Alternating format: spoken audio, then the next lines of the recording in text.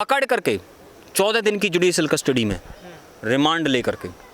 और मैं आपसे पूछता हूँ, जब भी किसी आम आदमी को इस देश के अंदर पकड़ा जाता है तो पुलिस इतने डंडे मारती है कि डंडे मार मार करके निकलवा देती है, लेकिन जब भी किसी वीआईपी आदमी को पकड़ा जाता है चाय पीते हैं बैठ के उसके साथ में, फोटो दिखा रहा होता है ऐसे वैसे। जब एक बार आन मिलो सजना वो डंडा लगाते हैं ना, जब 2 मिनट में अकल ठिकाने आ जाती है। वो ट्रीटमेंट देश में कानून की जो गति है वो सबके लिए समान होनी चाहिए ना। ये क्या तरीका है कि मतलब एक आदमी को आप लेकर के आए हो तो लो उसकी रिमांड लीजिए आप उसकी ठीक से, और कानून में सजा, जुर्माने से कौन डर रहे हैं? हज़ारों करोड़ की प्रॉपर्टी है, जुर्माने से डर रहे हैं वो आपके? वो जुर्माने से डर नहीं है उनको आपके। इसके लिए उनको जो गैर जमानती धाराओं में बंद करना पड़ेगा, तब जो है इसमें कार्रवाई होगी। इन चीज़ों को रोकने के लिए और भारत सरकार की बहुत बड़ी जिम्मेवारी बनती है इसके अंदर। बंदा दुबई के अंदर पता नहीं कैसे कैसे 2 नंबर के धंधे, सट्टेबाजी, मैंने पहले भी बोला था आपको, क्रिकेट, सट्टेबाजी, prostitution has become the part of same network, एक ही नेटवर्क का पार्ट है ये। और 2009 में सट्टेबाजी के रैकेट में पकड़े गए कौन?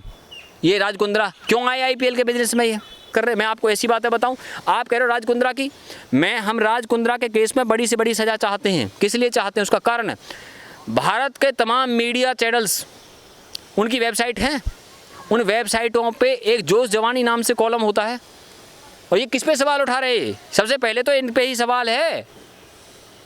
झूठों ने कहा झूठों से कि सच बोलो, झूठों ने कहा झूठों से कि सच बोलो, ये तो इन पे ही साबित हो रहा है। और अभी तो जब पकड़ में आए हैं और भी अरेस्ट कर लिए हैं इन्होंने, मुंबई पुलिस की क्राइम ब्रांच ने, फरवरी में एफआईआर हुई थी। और जो मुंबई के संयुक्त पुलिस आयुक्त हैं वहाँ पर, भारंबे नाम है, मिलिंद भारंबे उनका, उन्होंने प्रेस कॉन्फ्रेंस करी। जब ये बताई मुंबई का joint police commissioner press conference कर रहा है, मामला कितना संगीन होगा। और दूसरी बात, उन्होंने प्रेस कॉन्फ्रेंस करके जो बातें बताई वो इतनी गंभीर हैं, उनकी जो प्रकृति इतनी गंभीर है। मैं आपसे पूछता हूँ, बॉलीवुड के अंदर इतनी सड़ाम गड़ाम जो हो रही है, एक आदमी, कोई बस कंडक्टर का बेटा इतना बड़ा बिजनेस खड़ा कर रहा है, हीरो का व्यापार, सट्टेबाजी में इन्वॉल्व था 2009 के अंदर, और ये सब ऐसे ऐसे काम कर रहा है। और कपिल शर्मा शो से एक वीडियो वायरल हो रहा ना उसके बारे में, वो कह रहा है कि भाई आप कुछ करते नहीं हो, इतना पैसा कहाँ से लाते हो? बुर्ज खलीफा में भी फ्लैट खरीद रखा है, इतने महंगे महंगे गिफ्ट दे रहा है भैया। लेकिन अब पता लगेगा, जब जांच होगी तो तुम्हें दिल लगी भूल जानी पड़ेगी। एक बार कानून के दायरे में आकर तो देखो, लेकिन कानून तो सख्त होना चाहिए ना। अभी तो ईडी आएगी इसके अंदर, क्योंकि इसमें मनी की ट्रेल है, पैसे का लेन देन है विदेश से पैसे का लेन देन का मतलब क्या होगा? फेमा कानून है। अगर विदेश से अगर गलत तरीके से पैसा लिया जाए, फेमा का, मैं उसे यहाँ एक्सप्लेन नहीं करना चाहता, लेकिन ईडी को पावर है, वो कहीं भी जा सकती है, उसको परमिशन का चक्कर नहीं है। एनफोर्समेंट डायरेक्टरेट का मैं आपको बता रहा हूँ, उसमें पैसे का लेन देन निकलेगा, क्योंकि व्हाट्सएप चैट और पैसे के लेन देन की बात हो रही है। वो कह रहा है रेवेन्यू गिर रहा हमारा, राज कुंद्रा कह रहा है, मतलब हाई प्रोफाइल बिजनेस में तब्दील कर रहे हैं इसको। तो भैया इससे बच्चे बचेंगे क्या हमारे? मैं इस देश के रहनुमाओं से, इस देश की सरकार से, इस देश के जो तमाम एजेंसी से जानना चाहता हूँ, लेकिन इस पर लगाम कैसे लगेगी? क्योंकि इनके व्हाट्सएप चैट में तो खुल के आया कि प्लान बी भी है इनके पास, तो सरकार कैसे ना चाहते हो? इस पूरे कंटेंट को बंद करो ना, सरकार कैसे? इनको तो करो ही करो, उनको भी करो ना, पूरे कंटेंट को बंद करो।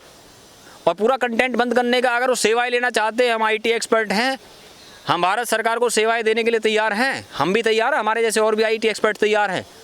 लीजिए आप सेवाएं, उनकी सर्विसेज लीजिए उनकी, आपके पास बहुत है, आपके आईटी मंत्रालय में है। इसमें जो वीपीएन से चलाते हैं, अब देखिए पुलिस किसी को पकड़ेगी तो उसमें क्या है, एक टेक्निकल मामला ये आ जाता है कि भाई वो अपनी लोकेशन, अपनी आईपी एड्रेस को चेंज करके यूएस का कर देगा, तो उनको ये दिखाएगा सर्वर पे कि भाई ये यूएस का कोई बंदा देख रहा है। तो जब लोकेशन ही चेंज कर दी, अब टिकटॉक बैन हुआ पिछले साल, तो वीपीएन से कुछ लोग चला रहे थे ना उसको, वीपीएन डाल करके, और उसमें क्या होता है कि वो वहाँ के सर्वर पे आपको रीडायरेक्ट कर देता है। अब मैंने आपको उसका टेक्निकल मामला बता भी दिया, और आप जानना भी चाहते हैं ना तो मैं इसको और भी एक्सप्लेन कर दूंगा, लेकिन मैं उसमें ना जा करके, हमारा ध्यान इस वक्त इस बात पे है कि हम इस देश के बच्चों को अवेयर करें। और सबसे बड़ी बात ये है, कई बार क्या होता है कि जो न्यूज़ दिखाई जाती है ना, उन न्यूज़ भी एक ऐसी जानकारी बन जाती है, लोग उससे भी मोटिवेट हो जाते हैं ऐसा काम करने के लिए। बहुत से लोग ये सोचते हैं घर बैठे बैठे, अच्छा ऐसा हो रहा है तो ऐसा चलो हम भी करके देख लेते हैं। तो इसके लिए बड़ी सज़ा होनी चाहिए ताकि लोग ऐसा करने की ना सोचें। क्या खाली सिर्फ बनाने वालों के लिए सज़ा होनी चाहिए, देखने वालों पे लगाम लगाने के लिए उन पे भी कुछ कड़ी? देखिए, सुप्रीम कोर्ट की जजमेंट है कि अकेले में देखने को अपराध नहीं मान रहे हो, और वैसे पब्लिश करना, इसको भेजना, ये अपराध है। ये क्या मतलब, ये क्या हो रहा है? जैसे वो ना, वो सिगरेट के डिब्बे पे लिखा रहता है कि सिगरेट पीना स्वास्थ्य के लिए हानिकारक है, हाँ तो लिखते रहिए आप, लिखने से क्या होगा। अब शराब का ही लगा लो, मैं उदाहरण दे देता हूँ आपको। बिहार में और गुजरात में शराब बैन है, जब है ही बैन, बिकेगी ही नहीं तो कोई खरीदेगा कैसे, है ना। जब चीज़ गई और जब बिकेगी तो तुम लिखते रहो उस पर कि ये जो है स्वास्थ्य के लिए हानिकारक है। फिर तो कल को ये इस तरह का अश्लील सामग्री लिख करके उस पर लिख देंगे कि ये आपके जीवन के लिए हानिकारक है और चलाए जाओ फिर उससे। ऐसे तो फिर कोई चीज़ रुकेगी नहीं इस देश के अंदर। देखिए आपको उस पर बैन करना पड़ेगा। और मैं बताऊं, इस देश की पीढ़ियों को बचाने के लिए, इस देश के बच्चों को बचाने के लिए आपको इस तरह के कदम उठाने पड़ेंगे। मैं आपको और भी बातें बता देते हैं। देखिए क्या है कि बॉलीवुड हवाला के मामले भी है, इसके अंदर मनी लॉन्ड्रिंग के मामले भी हैं। ये मामला बड़े बड़े उनसे बिजनेसमैन लोगों से भी जुड़ गया है। लेकिन जब तक आपने देखा कि जो बड़ी सज़ाएं होती हैं वो पॉलिटिकल जगत में हुई हैं, लालू को 21 साल की हुई, चौटाला को 10 साल की हुई, जयललिता को हुई, या फिर जो है बाबा लोगों की हुई है, राम रहीम सिंह को 20 साल की हुई, रामपाल दास को ताउम्र की हुई, आसाराम को हुई। लेकिन बिजनेसमैन जब पकड़ा जाता है उसको भी करके दिखाओ ना एक बड़ी सज़ा, या बॉलीवुड वालों को भी करके दिखाओ। ये जो ग्लैमरस दुनिया के लोग, रंगीन दुनिया जो जीते हैं, इनको सज़ा होनी चाहिए ना भाई। तो शिल्पा शेट्टी का क्या लगता है, कितना उन्हें मालूम था, उनका क्या रोल था पूरे? ये तो पूछताछ बताएगी, इन्वेस्टिगेशन ये क्लियर करेगी। कंपनी में तो उनकी डायरेक्टर थी वो। अब ये जो काम कर रहे थे, जो है कैनरिन नाम की कंपनी है, यूके बेस्ड कंपनी है, वो लंदन बेस्ड है। वो इसलिए उन्होंने वहाँ पे लंदन बेस्ड रखा ताकि इंडिया का लॉ उस पे काम ना कर पाए, अपलोड वहाँ से करवाते थे, है ना। तो लेकिन शिल्पा शेट्टी का आपने बोला है, तो देखिए जांच का विषय ये है कि क्या शिल्पा शेट्टी जिस काम को ये कर रहे थे या उन कंपनियों में डायरेक्टर थी, तब उस पर केस बनता है।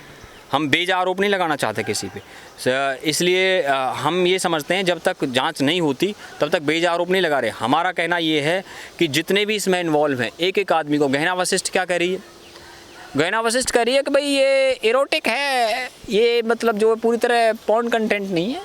अच्छा, डेफिनेशन बता रहे हैं, मतलब कानून बनोगे तुम।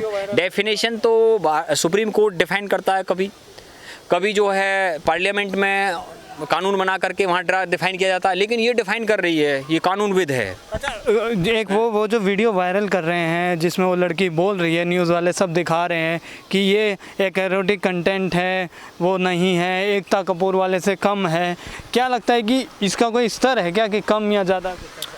ये बकवासबाजी है। तो अडल्ट कंटेंट इनको पकड़ करके 14 दिन की जुडिशियल कस्टडी में देना चाहिए। सारी डेफिनेशन भूल जाएंगे। मुंबई पुलिस करा पाएगी पकड़ करके 14 दिन की जुडिशियल कस्टडी में रिमांड ले करके।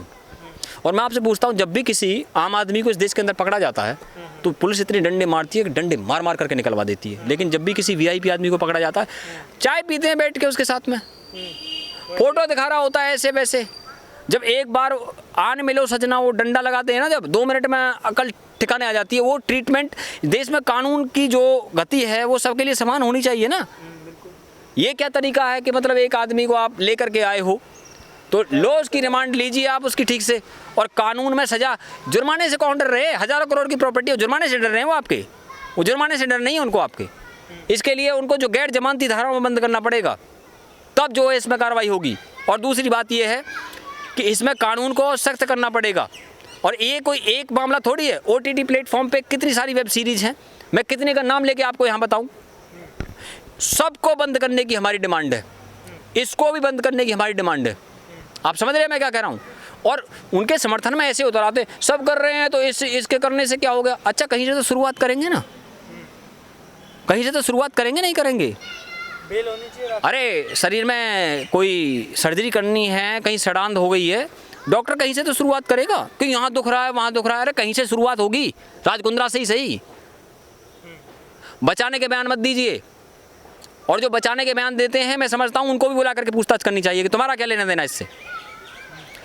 इन चीज़ों को रोकने के लिए और भारत सरकार की बहुत बड़ी जिम्मेवारी बनती है इसके अंदर।